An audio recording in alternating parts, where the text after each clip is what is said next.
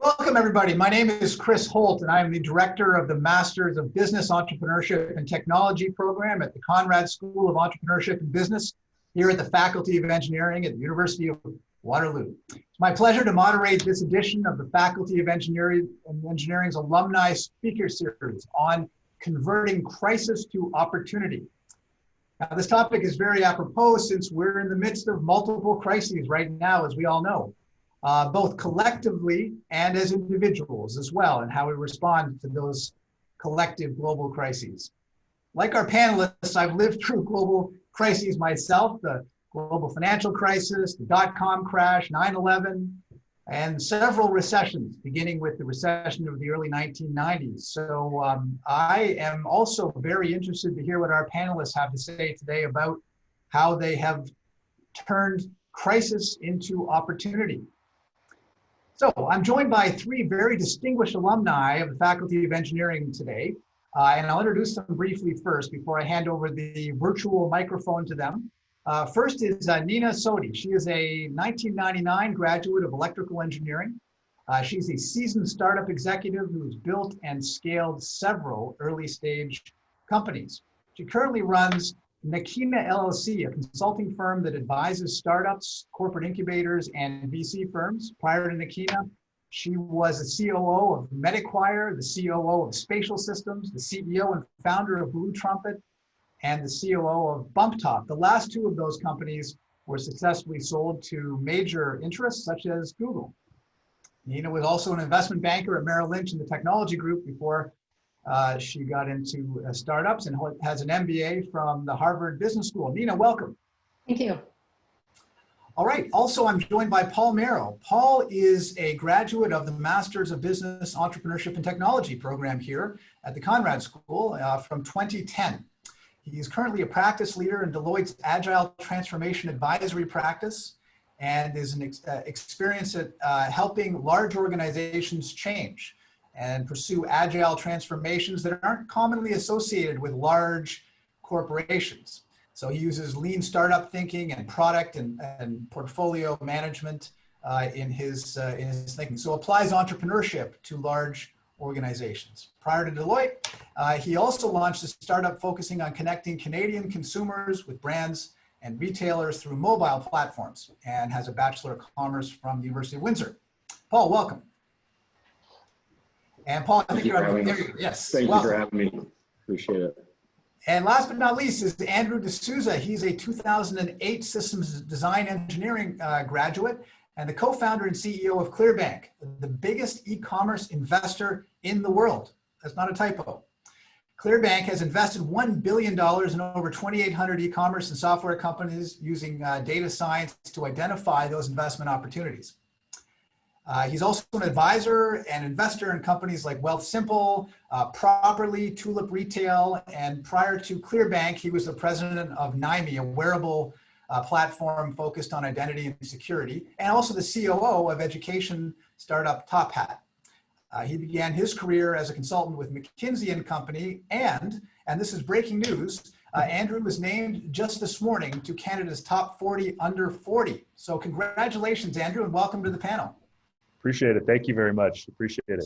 So this is Andrew's first interview since winning that award. So we have an exclusive for you today at the Faculty of Engineering. Thank you. Thank you. All right. Appreciate it. So once again, our topic is converting crisis to opportunity. And what we'll do is I've got a number of questions that I'm dying to get into, and I'll spend about 30 minutes on that. And then we will dive into your questions. So as we are talking, please submit your questions in the Q&A section, and they will eventually make it to my desk, and I will pose those questions on your behalf. So use that Q&A feature in Zoom. All right, so let's get started. Let's begin, if I could, panelists, by disentangling the crisis from the opportunities. We want to get to the opportunities, but first I was hoping you could set the table and just give us an idea of some of these crises that you've had to live through, and then that'll give us a context for the rest of our discussion. So Nina, how about we start with you? Great, thanks, Chris. Excited to be here. Thank you for inviting me. The crises that I've been part of, because I think my graduation year is the furthest back. So I probably seen a few more crises in my professional life than the others, starting with the 2001 dot-com crash. I was in Seattle at the time. I had just recently graduated from Waterloo. I was an electrical engineering grad and was working at Microsoft. Had, by the time 2001 hit, had moved to my first startup, actually my second startup, and the dot-com crash came down. The company slowly whittled down to zero, and there I was, laid off as well. And then in 2008, there was again another stock market crash. This time this was 7 years later, and I had gone into business school, investment banking, and then come back out into the startup space. And so I was a struggling entrepreneur when that crash happened, and it did sort of filter down all the way down to the VC world. Also at that time, my younger brother passed away. That was in 2008. He was also a Waterloo grad, 2003, to systems design. And then the last one brings us to today. That is, the pandemic right now, the far-reaching impacts we've already felt and probably will feel for some time. So this certainly isn't your first rodeo. You've seen your share of crises and tragedy along the way, and clearly have bounced back in spades. So I'm excited to hear what lessons you've learned from those. But before we get to that, how about I turn it over to you, Paul? What kind of, I think, your first crisis might have precipitated you to go back to school, but tell us about the crises that you've lived through. Yeah, absolutely. And welcome everybody. I appreciate the time and looking forward to today's discussion. For me, I had graduated basically from my undergrad a week before Lehman Brothers went down, and that precipitated the 2008 crisis. And I was going down the path of a career in finance, and had written my CFA and was working at a bank in Southern Ontario. And for me at that time, as someone who was pretty excited to finally enter the workforce and do what he wanted to do, it was a bit of a sobering experience to look at really smart people that had 10, 15 years of work experience in the profession and were being laid off or didn't necessarily have a bleak future. In addition, where I was living in Windsor at the time, and the automotive challenges in the industry there not only was difficult for organizations that produced products for the large automotive companies, but for those who are also given I was in finance and banking, seeing the emotional toll it put on people, given that they were losing their jobs, which was just really tough to sort of comprehend as a new graduate. I decided to kind of retool and reskill and focus on technology, and that's what brought me to the University of Waterloo, where in my MBET we launched a startup alongside a few partners that we met. Great experience, really loved doing it, and was gung-ho on making an impact in a way that was, at the time, we felt leading in Canada, but we ultimately failed. And it was, a sobering experience, but one that was incredibly valuable in terms of the learning it gave. And it really presented me with a juncture in my life in terms of what I wanted to do, and based on the learning that I had, which, much like I think Nina brings us to today, where professionally it's been really interesting experiencing the last couple months in my role as an advisor for organizations, helping them innovate, navigate, and make opportunity out of what is this crisis in my role. But at the same time, personally, trying to advise and deliver on the things that our clients expect is really difficult, leading transformations from my kitchen or my second floor. And so learning how to be an effective professional to do right by our clients today has really presented its challenges, and looking forward to talking about the opportunities that arise through that with the rest of our talk. Okay, and Andrew, you graduated in 2008, so you would have been also around the global financial crisis. Not sure if that was one of the crises that impacted you, but tell us about the crisis you've experienced. It was perfect timing. So I graduated in 2008, right into the global financial crisis, and was fortunate to land a early career in consulting, but consulting was very different than it was the years coming into that. And so certainly, the intensity of the work and the types of work and, the advancement opportunities were different. But I think a lot of, if I think through the the crises that I think shaped sort of my life and my career since then, many of them were either self-induced or outside of sort of the macro stuff. So after 2 years at McKinsey, I moved out to San Francisco. I'd actually met a guy named Chamath, he's also a Waterloo graduate 10 years before me. And he was head of growth at Facebook and was starting a fund and starting a few companies. And so ended up joining a recruiting startup, 5-person company at the time that he had helped put together. And, moving out to Silicon Valley, and I thought it was going to be, the most exciting time of my life. And I think came to the harsh reality of the startup world and how things don't always go according to plan. So my job was, I was responsible for revenue. Brand new, and showed up. And when I think my second week or maybe even second day, the CEO was like, "Okay, great. I've signed you up for this $1 million revenue target before we launch." And I didn't know. And then that weekend I proceeded to go out and play soccer and tear my ACL, which meant that I was, I was in a foreign country. I didn't really know how the healthcare system worked. I just knew that I was going to be on crutches, trying to do my job, trying to hit a revenue target, on the phone without being able to actually sort of take those meetings and things. So that was an intense start to a career. Fast forward a year, Chamath and the CEO didn't see eye to eye. And I think, in an early stage company, when your CEO and your primary board member are not on the same page, that rarely leads to a successful outcome. And that was the scenario. So I found myself, again, in the US without a job or visa and sort of an imploded startup. And met the team at Top Hat, ended up moving back to Canada over the course of some time, had a great career. But then fast forward, after I'd moved over to this other company, Nimi, it was a great hardware company, spin out of University of Toronto. Was the same thing. They brought me in to help raise a round of funding, and we brought on some great investors or what we thought were great investors at the time. But I remember coming out of a board meeting right after New Year's. And again, we hadn't hit, our plan. We hadn't hit our numbers. We were changing the roadmap, and our board members were not pleased with it. And so, they had a different vision and direction for the company, and sort of, again, cleaned house, brought in their own executive team and management team. And then, for the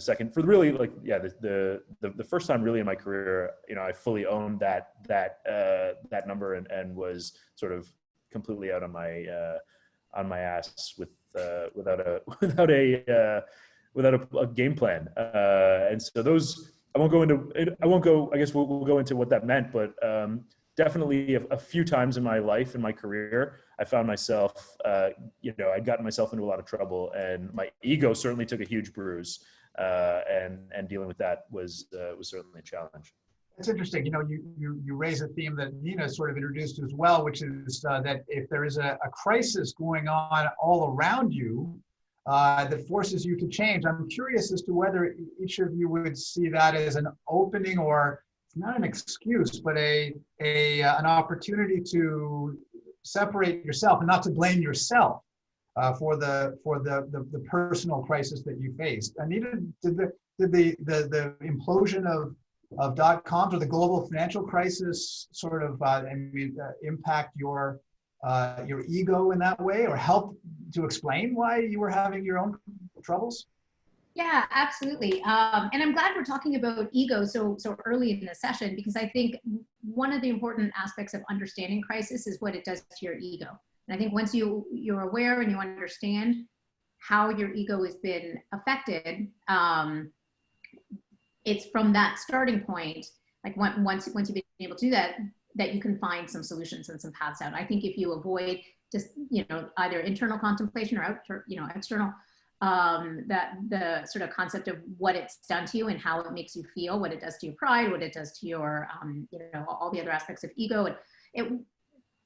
It's that assessment that helps you move forward. And so, the crises that I listed were external ones. Those are the easiest ones for me to talk about because they do separate the cause and my ego, rather tidily.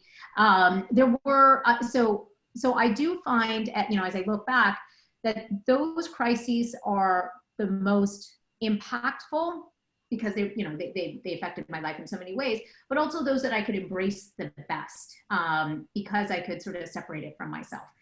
You know, there's a ton of crises, you know, multiple times a year, little things here, little things there. You make a wrong strategy call, make a wrong hire, you don't fire them fast enough.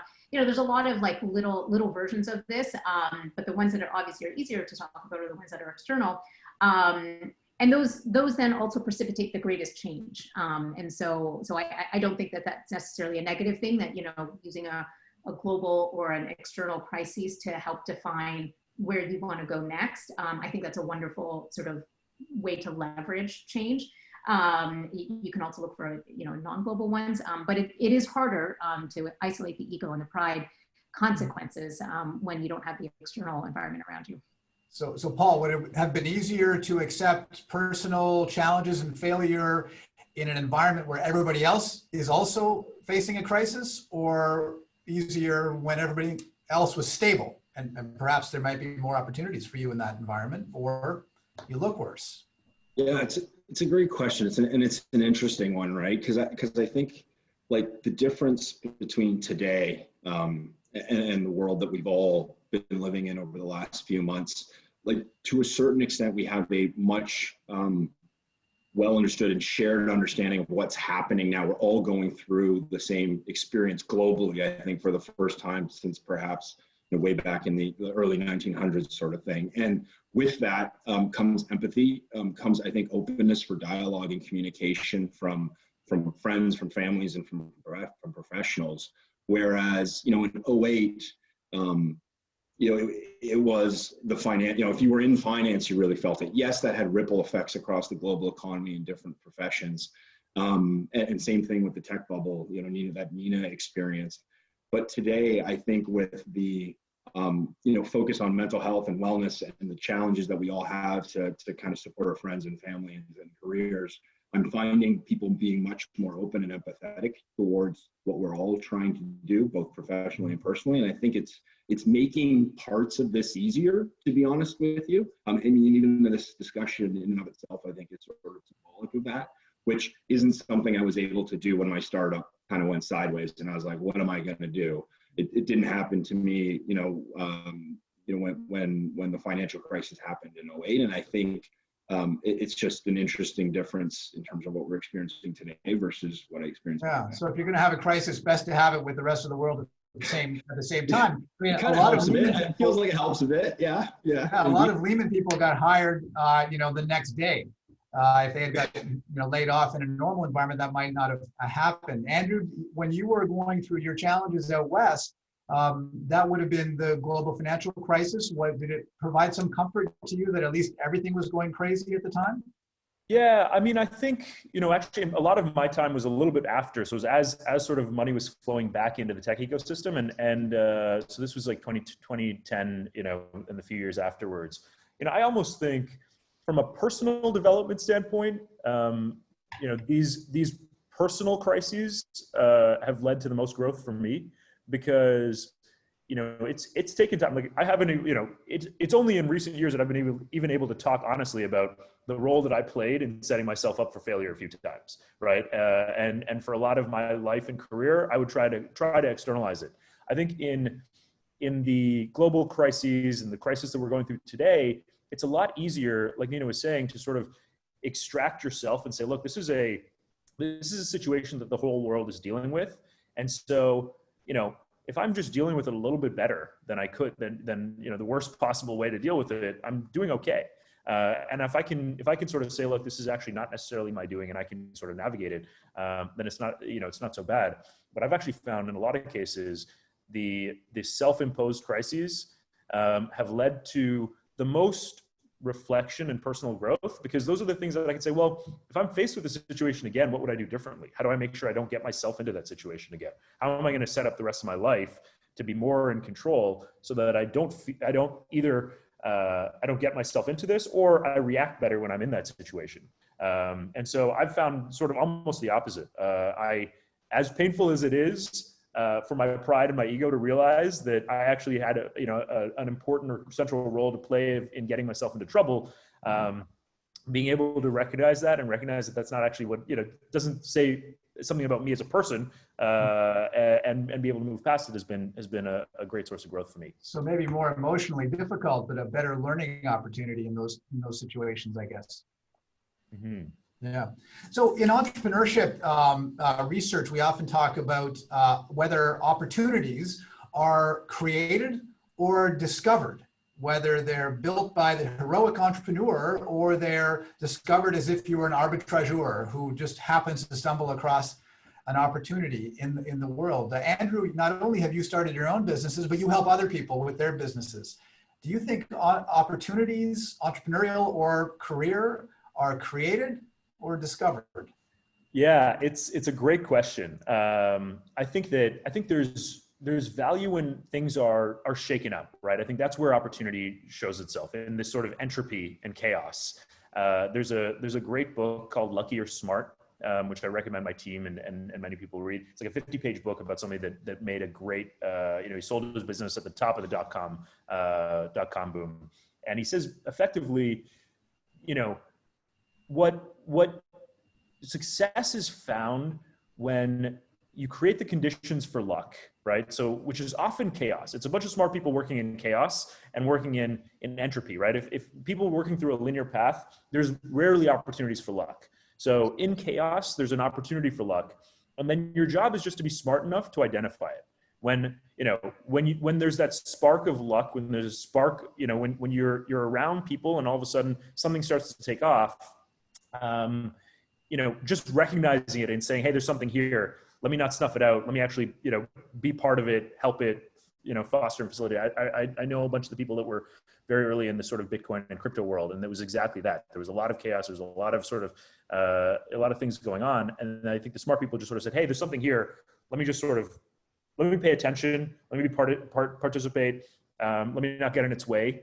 And I think that's what crisis affords, that chaos, right? It shakes us out of our comfort zone. It takes us out of our linear path. And then it's just, being able to look at it dispassionately and calmly and identify the interesting things that are happening within that chaos. There is another strand of literature on opportunity alertness. Mm-hmm. So Nina, are there ways that you have forced yourself to be alert? Can you train yourself to be open to opportunities? What practices can you pursue? That's a great question.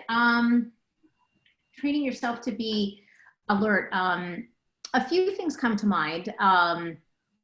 One, networking. I know it's a loaded word and it's a complicated word, but it's a wonderful thing, especially when done genuinely and done sort of with genuine interest.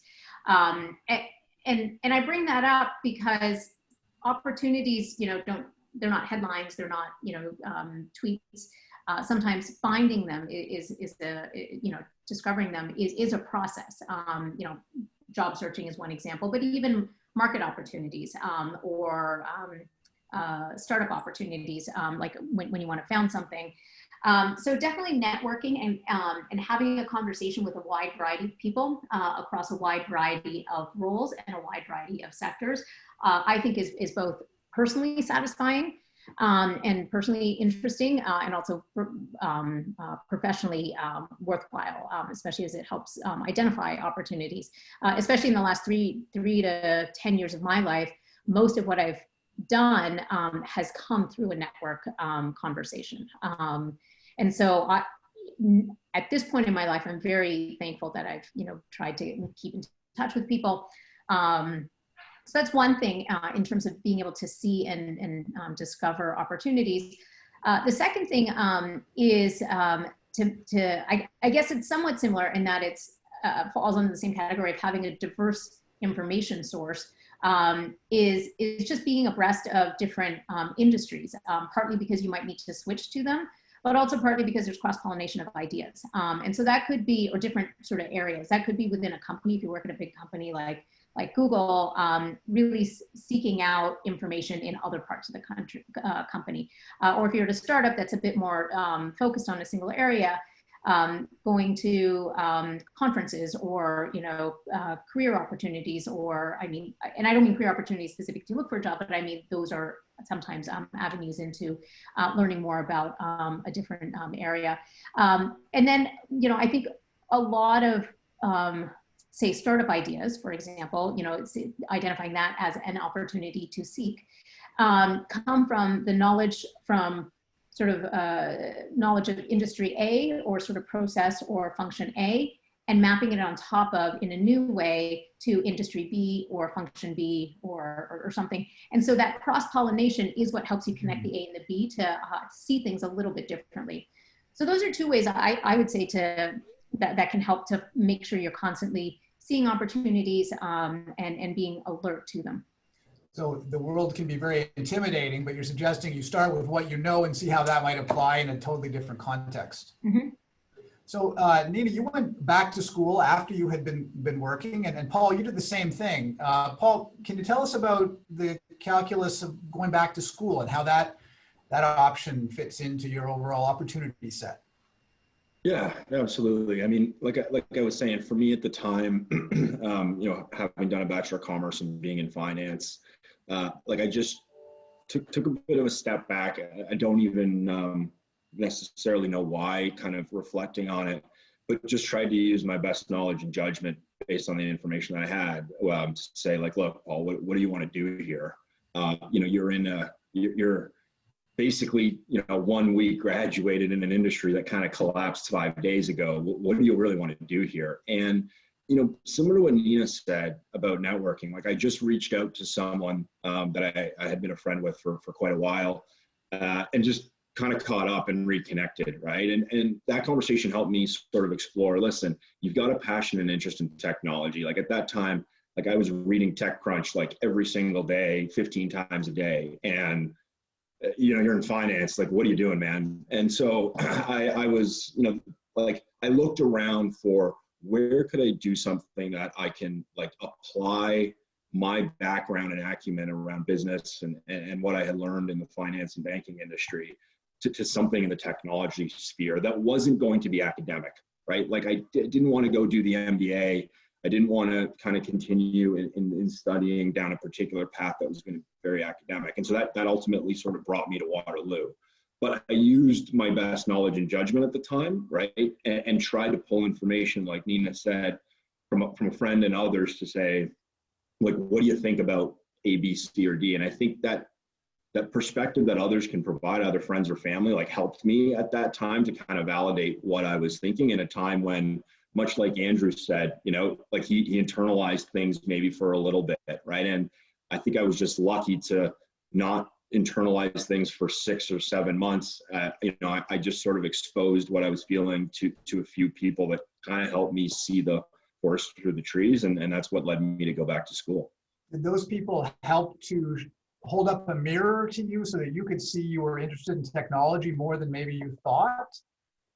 I think not explicitly. And it's funny because I think even today, as I go through talking or even listening here to Chris, Andrew, and Nina, they didn't hold it up purposefully, right? But I just sort of looked and heard in terms of what they were doing, right? The gentleman I was talking to was a mechanical engineering graduate from Waterloo, right? Like he didn't really know anything about what the heck was happening in my world, but I just listened and saw the thinking that he was going through, what he was trying to do professionally, and it just made me reflect on myself. So it was sort of in an indirect way. So it was a process of self-discovery, of identity understanding. Right. Yeah. I mean, yeah. So the move from finance to tech. Andrew, did you experience any of that, what a psychologist might call an identity disjuncture, or a point where you think, this isn't me, I should be doing something different? Yeah. So, I spent a couple of years at McKinsey, after graduating.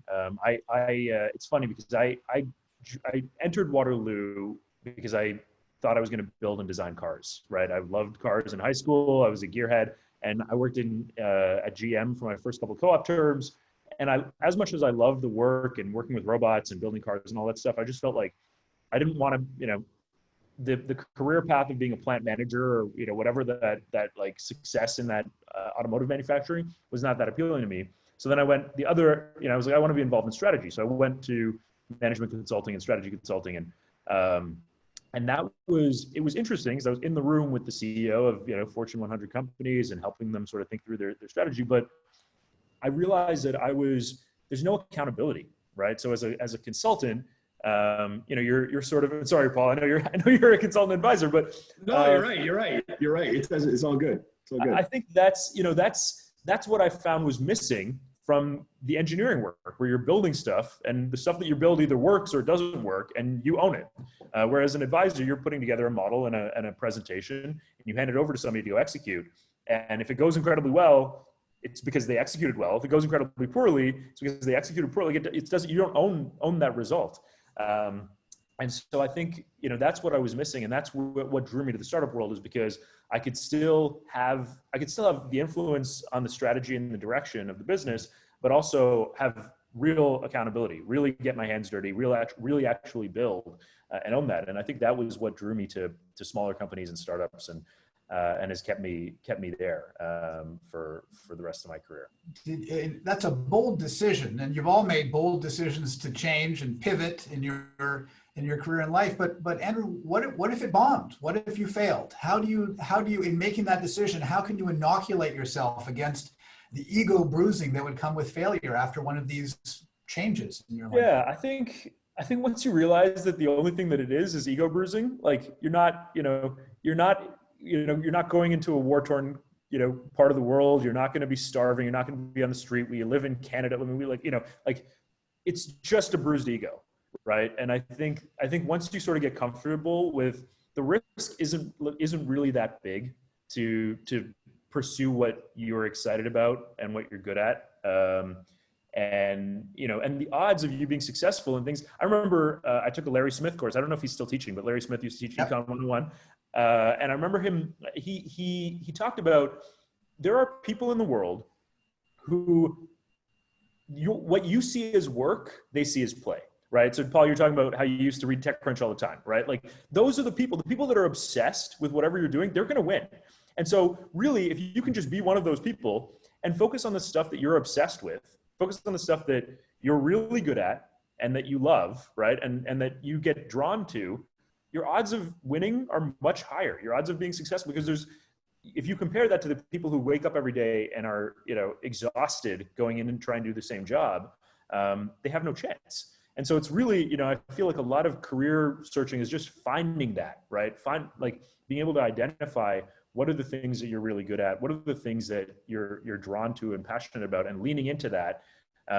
That's sort of the opportunity. And then, the risk isn't actually that big. Yeah. And if Nina, if there's a failure when you make a change like that, I guess, is it fair to say that it doesn't matter as much because you love doing what you're doing? I mean, entrepreneurs have to be ready to fail and know that they love to do what they do, and that's just part of the game. Yeah, I mean, I would phrase it a little different. I think some people are very are lucky when they can identify something that they love doing. There is a category of people that have a hard time finding what they love, or that bar is just so high. And I was one of those people where I was like, I've heard do what you love. What does that mean? I've got to find the perfect thing. I have a tendency to be a perfectionist, and then this sort of fell into that. And that was a struggle, in my 20s, that was a challenge. And so when I had a failure sort of in that sort of realm, it felt worse. It's like, oh, I chose poorly. I didn't, I thought I liked that, or I should have, and I didn't. And so if you're one of those folks that can sort of identify what you love and you go after it, don't stop, don't, and look forward, don't listen to what I'm about to say. But if you aren't one of those folks, or you haven't sort of stumbled into it at this point, and especially as we think about the current economic environment, where the best opportunities are not going to be available. In some ways, the best opportunities will be, but when you look around at sort of the sort of more structured opportunities, there's just, fewer of them right now. And I think one of the questions was, how did we change how did I take a layoff and turn it into an opportunity? I don't know if I so much turned it as in I was forced, to look for opportunities. And it was around, a few of those, crises later, I got to a point where while searching for something I love is still something I want to do, I think finding something that you can lean into, and that's a phrase that Andrew used as well, is wonderful, and something that you don't mind doing. And I don't want to lower the bar so that, you know, we all just sort of do nothing and sort of are mediocre in our lives. But I think it is important to talk about sort of what the right bar is. And, you know, finding the perfect, most lovable opportunity is somewhat unattainable for some, and finding something that you really don't mind doing. And I think what Andrew was saying still absolutely applies. Something you don't mind doing more than others. So I actually happen to love spreadsheets. You know, I don't love doing them every single minute of the day, but I actually get a lot of joy, and I can make a lot of impact, you know, turning concepts into numbers and then numbers back into concepts. And so that's one of the things I do. And do I love it every day? Is it sort of, you know, as interesting as, say, race cars? You know, no. But it's something I know I can do better, and something I know I like better than most people. And because of that, like Andrew said, it's hard for someone to hold a candle to my work, because I'm actually genuinely interested, you know? So I just wanted to sort of talk about where the bar falls, especially in an economic environment where it's a struggle to sometimes find motivation. It's a struggle to find a light at the end of the tunnel. And then so to add the struggle of finding the perfect, most lovable path for you is also a struggle. And so Chris, to answer your question around, I think it was how do you, what was your question again, Chris? I think it was how you find an opportunity in that context. Yeah. Right. And so I think it's dusting yourself off. You know, we talked a little bit about bruising your ego, making it a point to dust yourself off and feel somewhat, you know, knowledgeable that that's what you're doing. And then, you know, I guess I go back to, I'm a little bit of a broken record talking to people, you know, in the same way that Paul talked to people. So your view is very pragmatic and realistic. I wonder if does a global crisis or an ambient crisis around you in some way reduce the opportunity cost for you to pursue something? For example, if the global spreadsheet business crashed and there was no opportunity to pursue spreadsheets in any way, and the only thing left was race cars, would that be a blessing in disguise? Maybe. I mean, and one can always find a lovable activity really anywhere, and that's, you know, I think another skill one develops, or maybe a skill that one is aware that they're innately in capacity of, and that is finding a way to do the work that really suits you and really fits in with you. And so if I had to go into race cars, I would actually probably love that. I don't know anything about it, but I would.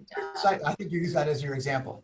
Yeah, and you know, or in any things, and you know, one of the things in my career that's different than others is I consider myself at this point, 20 years into my career, industry agnostic, and I think it's rare for someone to say that, and you know, more specifically, admit that sort of at my senior level that I'm industry agnostic, because what I'm really saying is I don't know any industry deep.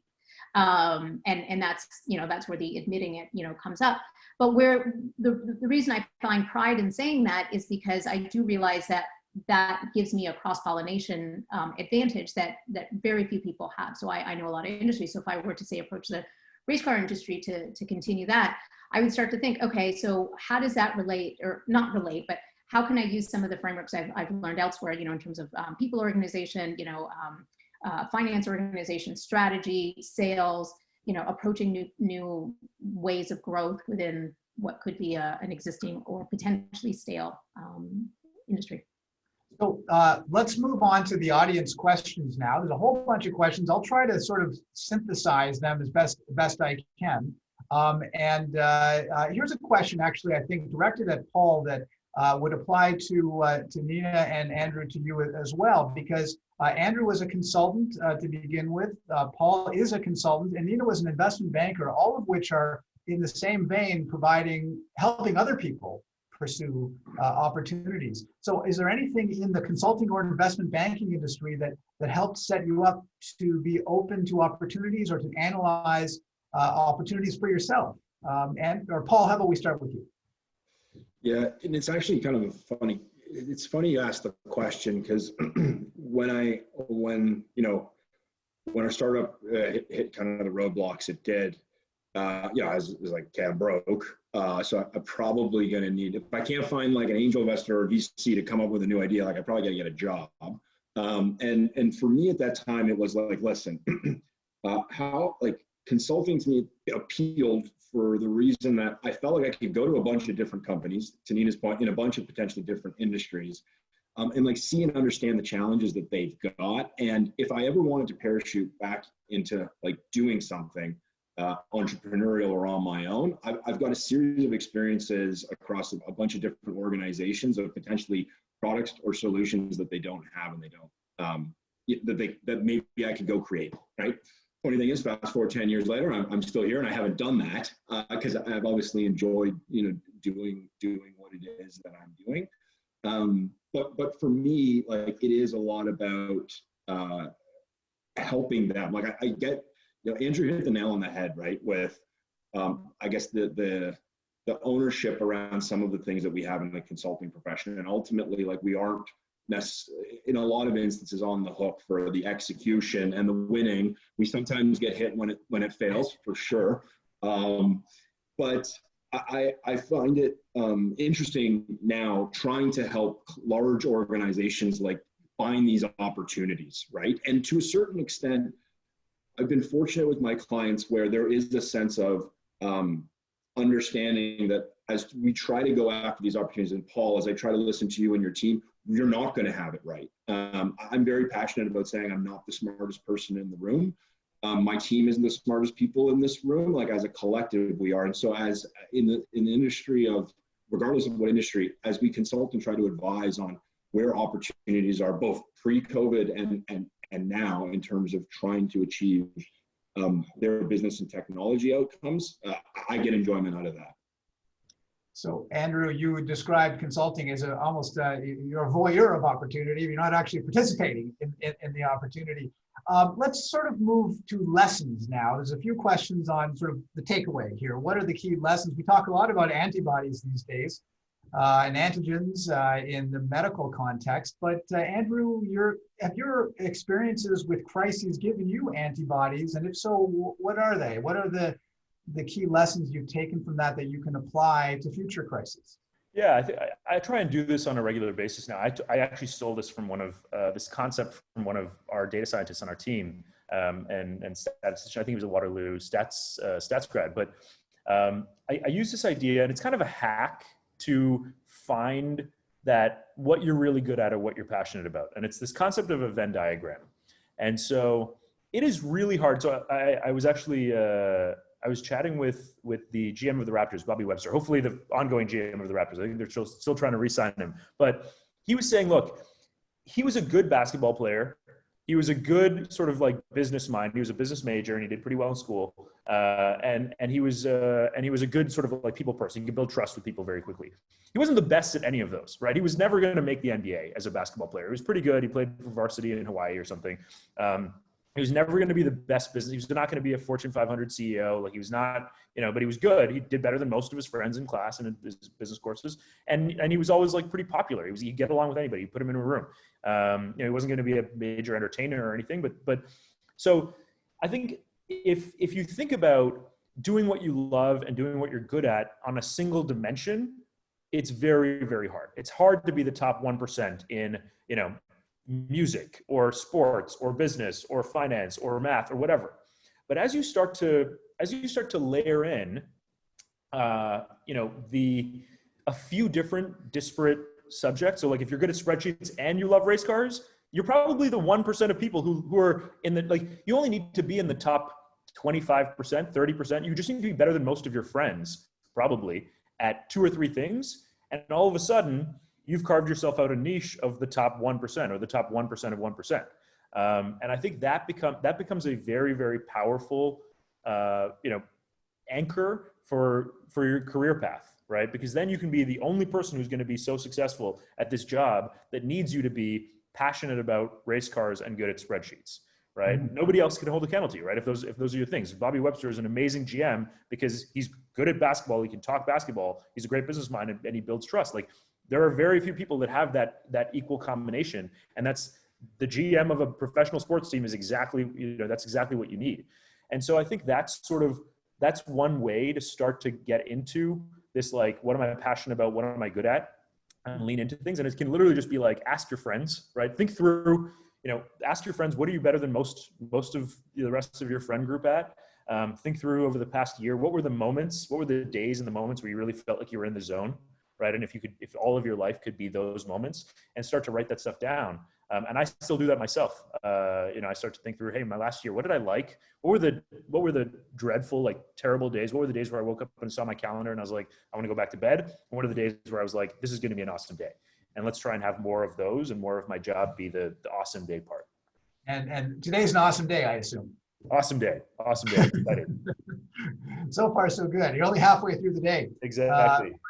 This reminds me of what we say about businesses, that you should define your business until you're number one, or refine your business sector until you're number one in that sector. That's a wonderful life hack. What other sort of lessons or life hacks have you done? Maybe you could also reflect on whether those hacks, if you will, are different depending on if it's a personal crisis or a professional crisis. Yeah, I think one hack that served me well is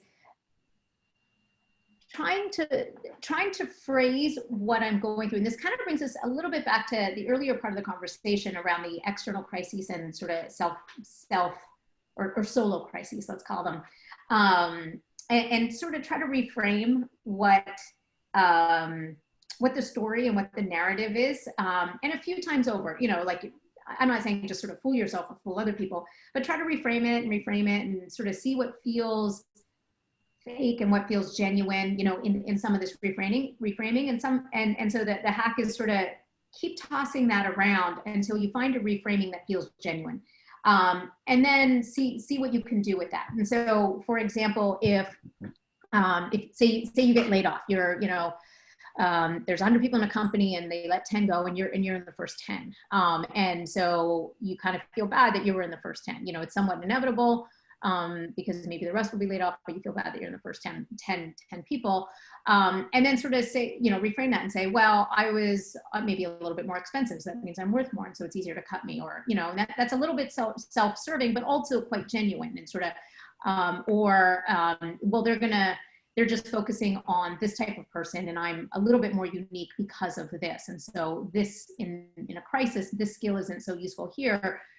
Again, sort of reframing, but finding a way to find something to feel good about. I think that's a skill that takes a long time to do, and sort of get to a place where it's genuine. And then you get to a place where you're like, okay, that makes sense. Here's all the things that I know I have, and I'm going to take this going forward. And that's why I'm not going to let this bring me down, and sort of and keep me down. So that's one hack, and that takes years of practice and stuff. And I guess ultimately building confidence. It's a way for one to get a thicker skin around their confidence so that they can weather these ups and downs. So that's one hack. How do you know when you're heading down a rabbit hole, when you're in the wrong direction? How long do you keep doggedly pursuing an opportunity, whether it's career or business, before you realize, you have to change and not just pivot, but perhaps go back a few steps and take a different branch? Mm-hmm. I think that's very subjective. And I think one would only know the answer to that looking backwards. So I know founders who have built businesses, had to pivot many times, took out credit card loans, took out mortgages, and done things that could lead them to financial ruin. And then they claw their way out of it, and they sort of do great in the end. And so in hindsight, they pursued something without sort of, one would say, good assessment, because they're making these tremendously risky decisions for them and their families. But in hindsight, it looked like they were persistent. I know the same stories where people then don't go anywhere, and then now that those same decisions are now mistakes. And so I would say it's hard to know in the middle what's persistent in a positive way and what's persistent towards a mistake. I think the one thing that we can control is how much energy we put into keeping our heads down on exactly what we're focused on, and keeping our eyes sort of up and looking for ways to get feedback and or add new opportunities to what you're working on. You don't need to give up what you're working on, but maybe if I'm selling a product to consumers and it's an app or a platform, maybe I try small businesses or try sort of, so you can still stay focused on what you feel passionate about, but look for other opportunities to help round out what you're doing. And I know that's a very roundabout answer to your question. So I guess the straight up answer is, I think it's hard to know what would be in the future be considered persistent, what would in the future be considered a mistake. I think all you can do is build up sort of knowledge and confidence to sort of weather whatever it is in the end. Right. So Paul, do you know at the time of a crisis that it's actually a crisis all the time? Or is this one of those things that Nina was suggesting you can only know by looking backwards? Yeah, I don't, like, I think there's... At the time of your crises, did you know they were such, major deals for you and that they would impact your life, or is that only obvious after the fact? Well, I think part of like the global financial crisis and the current pandemic, like, I mean, you knew there was something coming in the news. Did you know it on like this year on March 10th or March 23rd? Like, you end up finding out because of the information around you. I think on the personal level, which I think is a little bit more of the interesting side of it, yeah. You don't almost realize it until you feel a certain way. And then you kind of look back and you go, oh, it's been a really bad 3 weeks. And I'm actually dealing with like a personal crisis as it relates to family, friends, profession, the market, the global economy, or whatever that may be, right? Mm-hmm. But I think just to piggyback partly off Nina's comments, like for leaders today or entrepreneurs or just us as individuals, I think what's really interesting about this current environment and climate is I feel as though those who are best equipped to move forward, there is no playbook, right? Like there's no, like, it doesn't matter how smart you are, but like there's nothing to really go back to in this social, political, global health context, right? And so as a leader or as an entrepreneur, I think you try to make, like the best decisions you can based on qualitative information or quantitative information. But whether people want to publicly admit it, and I've actually found myself doing this a lot more now, like I've owned up to a lot more mistakes that I've made, like with my client in a very authentic way. And people who know me know, like I grew up playing sports, like I hate losing, and then I'll say I can do anything. You tell me to jump from here to the church across the street, it's not possible, but I'll try it. I'll say I'll do it. Is just understanding when you failed, right? And sort of saying, listen, like we tried something, whether it's with a startup or whether it's with a leader in whatever it is that they're doing, and recognizing and talking with your leadership team or your peers that, listen, we tried something using our best knowledge and judgment, we failed, and sort of just being clear that like that didn't work, that's okay, and let's move forward. I mean, sometimes you need to persevere through that, and certainly there are a ton of personal and professional success stories of perseverance, but I think it's just recognizing, like, when do I need to pivot or when do I need to persevere, and sort of owning that. Whether you persevere or pivot, you're suggesting authenticity is the best strategy, the best hack, if you will, to get through some of these crises, right? Been for me, like it's at least been for me, because I feel like if I don't say I made a mistake, then those around me, aren't necessarily helping me get out of it. Yeah. Andrew, were there crises in your history that you didn't realize at the time how important and foundational they were, and that you came to realize the importance of after the fact? I'm not sure if I think I was, squarely hit in the face with crises throughout most of my life and career. So I don't think it was like I was oblivious to them, but I certainly wish they weren't. I think, like Nina said, in hindsight, I'm very happy that I went through those experiences, and they shaped me and they shaped my career and they shaped, who I am as a human being. But living through them, I wish they didn't exist, and I wish they weren't, they weren't that way. So, I think you can architect that narrative in hindsight, very, very well. And I think one of the skills to navigate crises is, is being able to reframe the narrative while you're living in the crisis. And it's something that I still, I'm certainly not, I haven't mastered, but being able to go out and say, okay, how can I reframe this? Because, things happen, and then a lot of our emotional reactions are the story and the narrative that we apply to those things. And that's all within our control, right? So we can actually choose to say, actually, I'm gonna take the perspective that, we're now in this, COVID remote world environment. I'm going to take this perspective that, there's a huge boom in e-commerce. And so what opportunities does that provide? I'm going to take the perspective that all of a sudden we're remote. Like at Clearbanc, I went on record probably about a year ago saying we will never be a remote company. I was like, too much magic happens in the office. There's too many little collisions. There's too many relationships, but we are never going to be a remote company. And here we are, right? And we've figured it out, and it's actually been, it's been a very, very fun year. I certainly miss my team. I wish we could get back together even for retreats and things like that. But are we going to go back? I also found that people are more productive, happier. I'm talking to people who normally had to leave the office early because they had families and things like that. Now I'm calling them. And we're brainstorming late into the evenings because I just never, I would just brainstorm with the people that were around. And so I actually find my level of creativity, our company's level of creativity, our ability to actually produce has been great. So, are we going to go back to a standard office environment? Probably not. Are we going to think about some sort of interesting hybrid where we get to see each other and, probably, right? But never say never. Never say never. Exactly. Yeah. Okay. We've got about 2 minutes left, and I'll ask you sort of a quick rapid round here, if I could. Andrew, we talk a lot about the importance of deeply thinking through opportunities, but the punchline is you've trained an AI to look for opportunities in business. So yes. Give us a few ideas, just very pragmatic ideas of which industries or which sectors that our alumni and students should have a look at during this crisis. Yeah, I've got a few. The two that I'm actually, so autonomous driving, I've always been passionate about. If I wasn't doing Clearbanc, that's probably where I would spend time. I think it makes a huge difference to our quality of life and safety and things. And then more immediately, what I've been spending more time thinking about is, this social connection, there's a loneliness epidemic happening, and it was actually happening prior to COVID, and it's just been accelerated.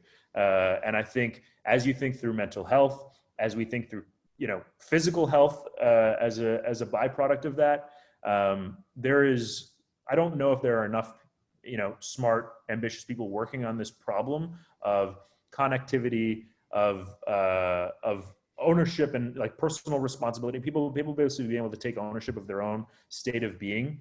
And I think social media is actually pushing us, much further in the wrong direction as a society. And so, I would love if there were some people here that were working on that, and message me if you are. Would love to learn a bit more. Very inappropriately named social media. It's not, maybe it's causing social problems, not solving them. Yeah. Okay, Nina, how about you? What are you seeing out there? You've been the CEO or COO of many companies. What are the opportunities now? Oh, based on the last 60 minutes, I'd say race cars. I